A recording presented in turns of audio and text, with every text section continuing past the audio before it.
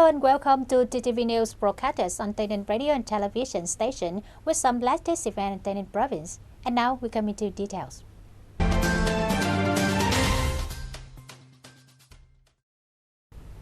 In the morning of January 7, 2021, the Government Steering Committee for Crime Prevention and Control, or the Government Steering Committee 138, and National Steering Committee Against Smuggling, Trade Fraud and Counterfeiting, or the National Steering Committee 389 organized an online conference to summarize the work in 2020 and deploy the orientation and tasks in 2021.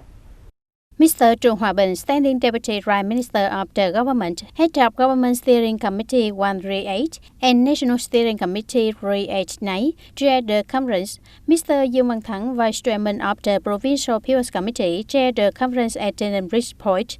By 2020, the Steering Committee 389 of ministry, branches and localities closely followed the annual program and plans and strictly implemented the Prime Minister's direction to gather forces, proactively build and implement key thematic plans, destroy many smuggling gangs, groups, commercial fraud and counterfeiting.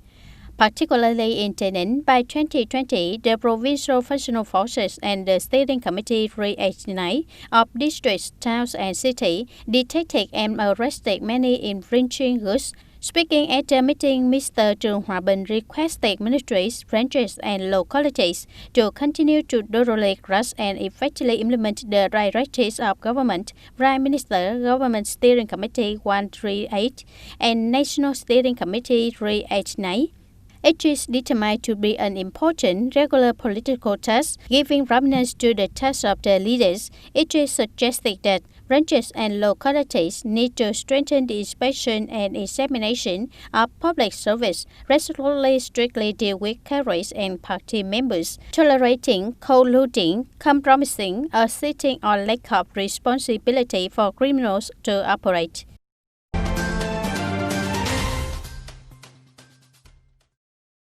On January 7, 2021, representatives of the Provincial Appeals Council, including Mr. Nguyễn Thành Tâm, Secretary of the Provincial Party Committee and Chairman of the Provincial Appeals Council, Mr. Nguyễn Hoàng Nam, Director of the Provincial Department of Justice, Colonel Lý Hồng Sinh, Deputy Director of the Public Security, as well as the members of TayNinhTV Appeals Council, had a meeting with voters at Ward 3. At this meeting, the voters of Ward 3 proposed a number of opinions related to the traffic accidents.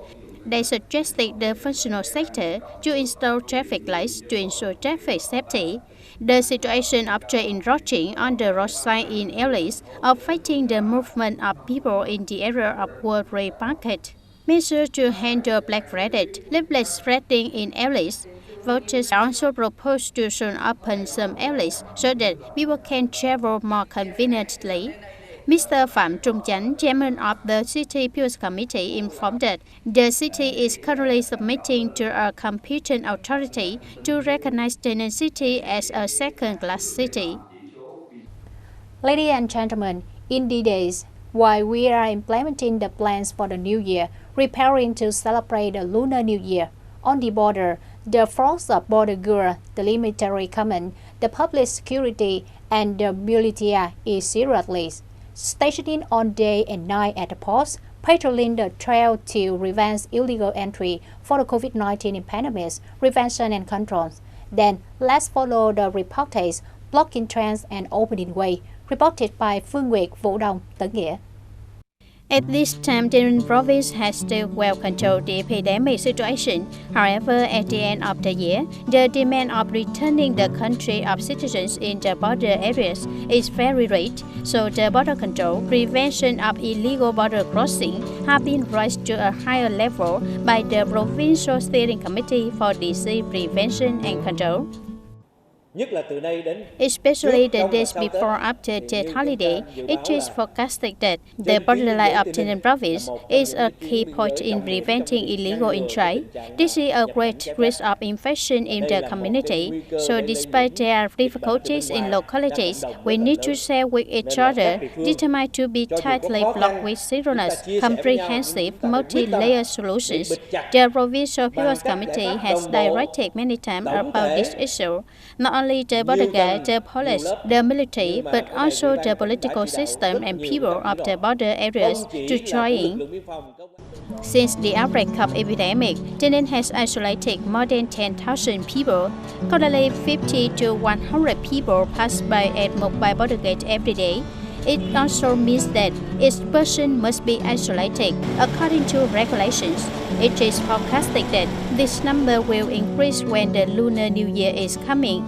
This is a great pressure for Tay Ninh province, especially because some bad subjects incite to take the people to cross illegally border. So the Provincial Party Committee, People's Committee, Command our border guard, the Central Steering Committee of Disease Prevention and Control has promptly directed. Currently, we operate on mechanisms for the epidemic prevention and control during peak intensification. On the borderline, we maintain over 120 posts and at the same time consolidate our facilities for long-term epidemic prevention. It must be determined that the epidemic prevention is not within a day due to its complicated development, so it is necessary to do well immigration in order to prevent and control the epidemic. The borderline with Cambodia in Tay Ninh province is relatively flat, not dangerous, with the border section separated by a river, which is an advantage for patrol forces. But with thousands of trees and open ways, there was a worry about illegal entry, border crossing when the new variant of COVID-19 epidemic is a more dangerous level. On this day, at Tay Ninh borderlines, the forces obey the order of anti-epidemic, like anti-enemy, and take more drastic measures and plans for prevention. With the spirit of determination to block the trails and open ways, it has gathered on resources to prevent patrons from entering illegally. Border forces, local authorities propagate to our families with relatives abroad. If they would like to return home, they must legally enter, strictly implement isolation measures, not be incited to illegally cross border or entry by bad people, causing dangerous consequences for the community.